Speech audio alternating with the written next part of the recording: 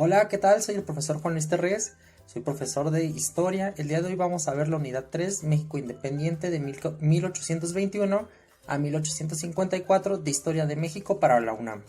Bien, ¿cómo es lo que nace? ¿Qué es lo que nos encontramos en esta primera etapa de México? México tiene su primer gobierno independiente, su primera forma de gobierno independiente fue el imperio. El primer emperador mexicano autonombrado Agustín de Iturbide.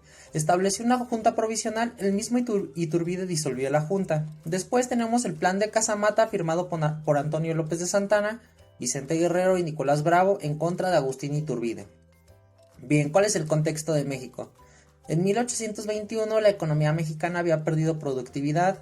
México estaba dividido en varios grupos, federalistas, centralistas y monarquistas, o sea, no existía ninguna unión alguna entre ellos, no existía cohesión entre los mexicanos.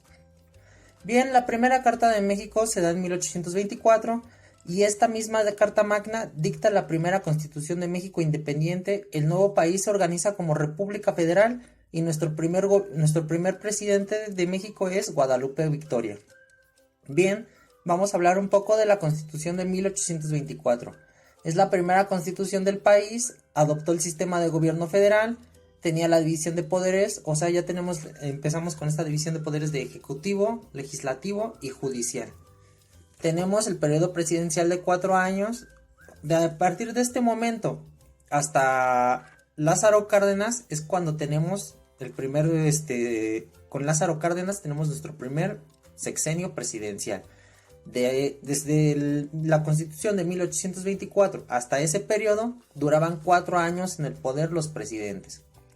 Aquí todavía teníamos la figura de un vicepresidente y ojo, esta Constitución era de tintes conservadores. ¿Por qué? Porque dictaba como la religión católica como la única religión del país. Bien, en el primer año del presidente Guadalupe Victoria se vio marcado por la crisis económica. En 1826 tenemos disociaciones, alianzas y encuentros. Y aquí tenemos algo muy particular. México considera permitir a los anglosajones que entren y habiten a Texas. Estas comunidades anglosajones eran personas que eran como protestantes. Se les permite que habiten en el territorio de Texas y ahorita lo vamos a retomar esta parte, un poquito más adelante. En 1827 tenemos la ruptura con el Imperio Español. Se rompe totalmente relaciones en ese momento con el Imperio Español. En 1833 Valentín Gómez Farías intentó la primera reforma liberal. Anastasio Bustamante crea algo que se llama el Banco del Avío y se fomentó el capital extranjero para la industria. Era como créditos, ¿no?, a las industrias. Bien, efectos de la legislación. Esto es muy importante, ¿va? Porque después vamos a ver un poquito de efectos que traen. Bien, tenemos la expulsión de los españoles. ¿Y esto cómo afecta? Afecta directamente a la Iglesia Católica. Esto también trajo efectos como a los hospitales y escuelas que estaban a cargo de las órdenes religiosas en ese momento, ¿va? O sea, la educación y los hospitales eran manejadas por el clero. Tenemos deuda externa, ¿por qué? Porque acuérdense, nacimos con un país en crisis económica.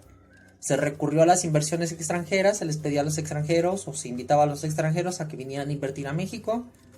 Deuda para cubrir nuestros gastos indispensables. ¿Por qué? Porque estábamos en medio de la crisis. Bien, en el tema 3.2, los conflictos internacionales. Entre 1822 y 1829 tenemos intentos fallidos por parte de un general que se llama el general Barradas. ¿Cuál era la intención? Reconquistar México en nombre de la corona española. Bien, aquí después tenemos otro de los conflictos internacionales, la guerra contra Texas. La guerra contra Texas se da en 1836, donde encarcelan a Santana obligándolo a aceptar la independencia de Texas.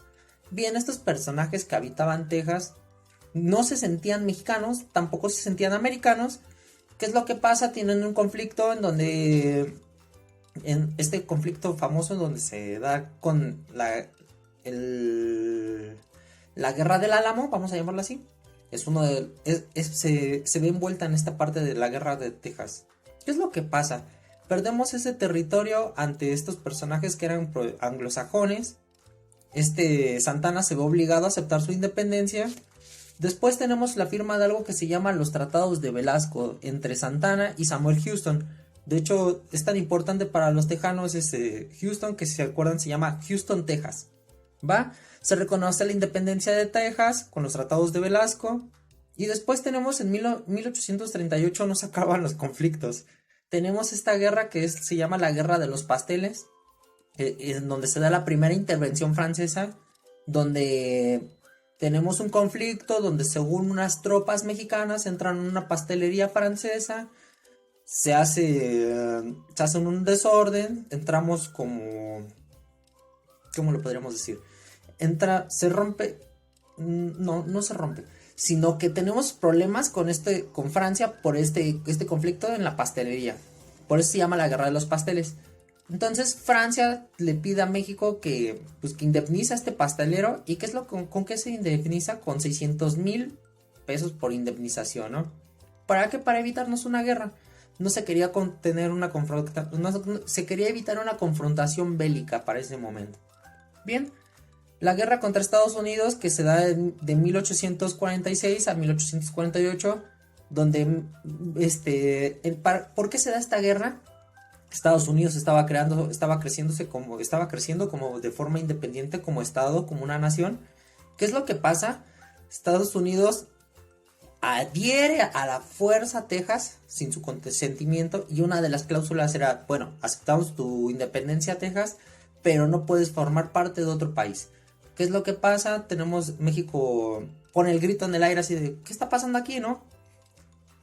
Entramos en guerra con Estados Unidos por la anexión de Texas. Y bien, después tenemos el Tratado de Guadalupe Hidalgo. ¿Por qué? Porque perdemos esa guerra. ¿Qué es lo que pasa? México cede más de la mitad de su territorio y recibe una indemnización de 15 millones. Totalmente algo injusto, pero bueno. Tenemos la venta de la Mesilla por Santana a Estados Unidos en 1853. No se acaba el saqueo a México. Bien. Y por último tenemos en el tema 3.4 la lucha entre federalismo y centralismo. Bien, las características del federalismo. La república se integra mediante un pacto. Ok. Tenemos constitución política y cada estado tiene derecho y tiene la facultad y el poder para crear su propia constitución, siempre y cuando no vayan en contra de la constitución nacional. Bien, cada estado tiene poder, separación iglesia-estado e igualdad jurídica. Bien, las características del centralismo eran conservadores.